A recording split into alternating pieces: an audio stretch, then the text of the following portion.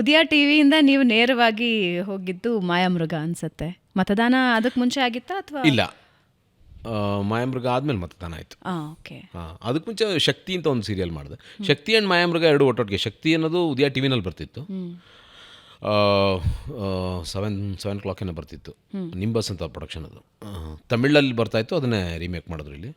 So ಅಲ್ಲಿ first ಇದು ಶಕ್ತಿ, ಆಮೇಲೆ ಮಾಯಾಮೃಗ. ಆಲ್ಮೋಸ್ಟ್ ಪ್ಯಾರಲಲ್, ಒಂದೊಂದು ವಾರ ಗ್ಯಾಪ್ ಏನೋ ಅಷ್ಟೇ. ಬಟ್ ಮಾಯಾಮೃಗದಂತಹ ಒಂದು ಎಪಿಕ್ ಸೀರಿಯಲ್ ಕೂಡ ತುಂಬಾ ಕಷ್ಟ. ಓವರ್ ನೈಟ್ ಸ್ಟಾರ್ ಮಾಡಿದ್ದು. ಬಟ್ ಇಟ್ ಸ್ಟ್ರಗಲ್ಡ್ ಅಂತ ನೀವು ಹೇಳ್ಕೊಂಡಿದ್ರಿ. 150ನೇ ಎಪಿಸೋಡ್ವರೆಗೆ ಹೌದು, ತುಂಬ ದೊಡ್ಡ ಸ್ಟ್ರಗಲ್ ಅದು. ಅಂದರೆ ನಮಗೆ ಅರ್ಥ ಆಗದೆ ಇರೋದು, ಎಲ್ಲೇ ಹೋದ್ರೂ, ಈವನ್ ಬ್ಯಾಂಕ್ ಹೋದ್ರೂ ಸರ್ ಅದನ್ನು ರೀಟೆಲಿಕಾಸ್ಟ್ ಮಾಡೋಕ್ಕೆ ಹೇಳಿ, ಎಷ್ಟೋ ಆಫೀಸ್ಗಳಲ್ಲಿ ಟಿ ವಿಗಳನ್ನ ತರಿಸಿಟ್ಕೊಂಡಿದ್ದು ಉದಾಹರಣೆಗಳಿದೆ.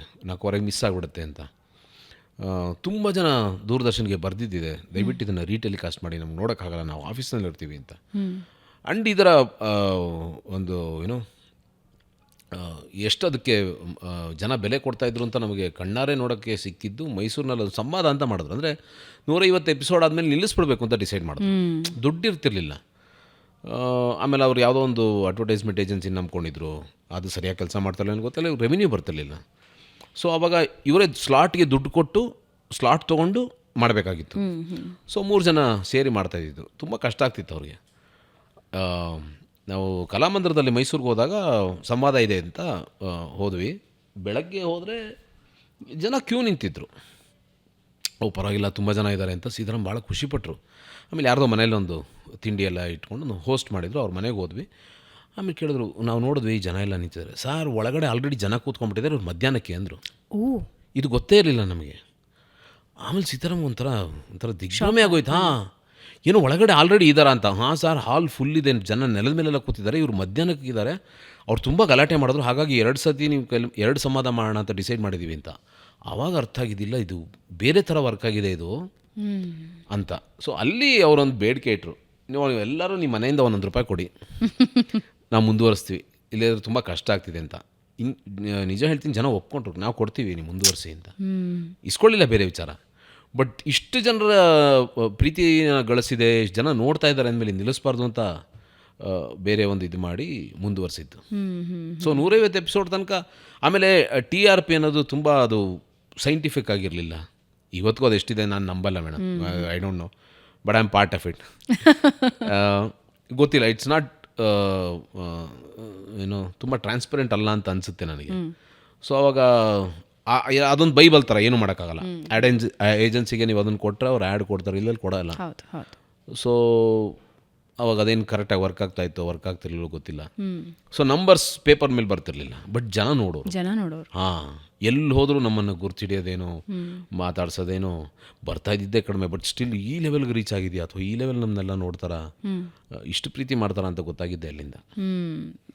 ಸೊ ಇಷ್ಟೆಲ್ಲ ಕೆಲಸ ಆಗಿತ್ತು ಅದರಲ್ಲಿ. ಅದಾದಮೇಲೆ ಹಲವಾರು ಜನರಿಗೆ ಅದೊಂದು ದೊಡ್ಡ ಸ್ಟೇಜ್ ಆಯಿತು, ನಿಮಗೂ ಕೂಡ. ಅದಾದಮೇಲೆ ಐ ಥಿಂಕ್ ನೀವು ಯಾವತ್ತೂ ಹಿಂತಿರುಗಿ ನೋಡಲಿಲ್ಲ ಅಂತ ಅನ್ಸುತ್ತೆ. ಟೆಲಿವಿಷನ್ ವಿಚಾರ ಖಂಡಿತ ಇಲ್ಲ, ಇನ್ಕ್ಲೂಡಿಂಗ್ ಸಿನಿಮಾ. ತುಂಬ ಸಿನಿಮಾಗಳಲ್ಲೂ ಅಥವಾ ಆ ಟೈಮ್ಗೆ ನಾನು ಏನೇನು ಸಿನಿಮಾಗಳನ್ನ ಮಾಡ್ಬೋದಾಗಿತ್ತೋ, ಅಥವಾ ನನ್ನ ಪಾತ್ರ ಅಥವಾ ನನಗೆ ಏನು ಪಾತ್ರಗಳನ್ನ ಕೊಡ್ಬೋದಾಗಿತ್ತೋ ಆ ಪಾತ್ರಗಳನ್ನ ಸಿಕ್ತು. ಅವಾಗ ಕಡಿಮೆ ಆದ್ರೂ ಸಿಕ್ತಿತ್ತು.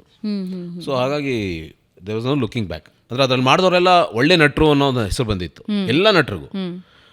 ಲಿಸ್ಟ್ ಬೇರೆ ಇಟ್ಕೊಂಡಿದ್ದಾರೆ, ಅವ್ರು ಇಷ್ಟು ಜನ ನಟರು ಆ್ಯಕ್ಟ್ ಮಾಡಿದ್ರು ಅಂತ. I think everybody got an opportunity to act in ಯಾವುದೋ ಒಂದು ಬೇರೆ ಒಂದು ಸೀರಿಯಲ್ಲೋ ಸಿನಿಮಾನೋ ಬೇರೆ ಎಲ್ಲೋ ಒಂದು ಕಡೆ ಆ್ಯಕ್ಟ್ ಮಾಡೋಕ್ಕೆ ಅವಕಾಶ ಸಿಕ್ತು. ಬಿಕಾಸ್ ಇಲ್ಲಿ ಅಂದರೆ ತುಂಬ ಜನ ಏನು ಹೇಳೋರು ಗೊತ್ತಾ, ಒಂದು ಸೀನ್ ಇದ್ರೆ ಹೇಳ್ರಿ ನಿಮ್ಮ ಸೀರಿಯಲ್ ಬಂದು ಆ್ಯಕ್ಟ್ ಮಾಡ್ತೀವಿ.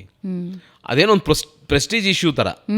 ಅಲ್ಲಿ ಬಂದು ಆ್ಯಕ್ಟ್ ಮಾಡಿದ್ರೆ ಏನೋ ಸಾಧನೆ ಮಾಡ್ಬಿಟ್ಟು ಹಾಗೆ ಜನ ಕೇಳೋರು. ಇಷ್ಟ ಮಾಯಾಮೃಗ ಅದನ್ನು ಉಳಿಸ್ಕೊಂಡಿದೆ. ಅಂದರೆ ಮಾಯಾಮೃಗ ಹೆಸರು ಕೇಳಿದ್ರೆ ಯಾರ್ಯಾರು ನೋಡಿದ್ರು ಅದ್ರ ಬಗ್ಗೆ ಇವತ್ತಿಗೂ ಒಂಥರ ಖುಷಿಯಿಂದ ಮಾತಾಡ್ತಾರೆ. ಹೌದು, ಅಂದರೆ ಆಗಿನ lower middle class and middle ಕ್ಲಾಸಿನ ಭಾವನೆಗಳನ್ನು, ನೋವನ್ನ ಅಷ್ಟು ಹತ್ತಿರವಾಗಿ, ಅಷ್ಟು ಎಫೆಕ್ಟಿವ್ ಆಗಿ, ಪ್ರಾಯಶಃ ಆಗಿನ ಕಾಲಕ್ಕೆ ಬೇರೆ ಯಾವುದೂ ಹೇಳಲಿಲ್ಲ, ಒಂದು ಕತೆ ಹೇಳಲಿಲ್ಲ ಅಂತ ನನಗನ್ಸುತ್ತೆ.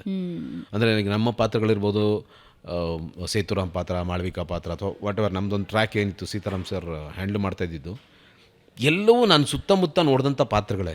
ಎಲ್ಲ ನಾನು ಸುತ್ತಮುತ್ತ ನೋಡಿದಂಥ ಜನಜೀವನನೇ ಆ್ಯಂಡ್ ಅದು ಜನರಿಗೆ ಕನೆಕ್ಟ್ ಆಗ್ತಾ ಇದೆ. ಈಸಿ, ತುಂಬ ತುಂಬ ಬೇಗ ಕನೆಕ್ಟ್ ಆಗ್ತಿತ್ತು. No exaggeration, no filmy, nothing. So ತುಂಬ ಇಷ್ಟ ಆಗೋದು ಜನಕ್ಕೆ. ತುಂಬ ಇಷ್ಟ ಆಗೋದು.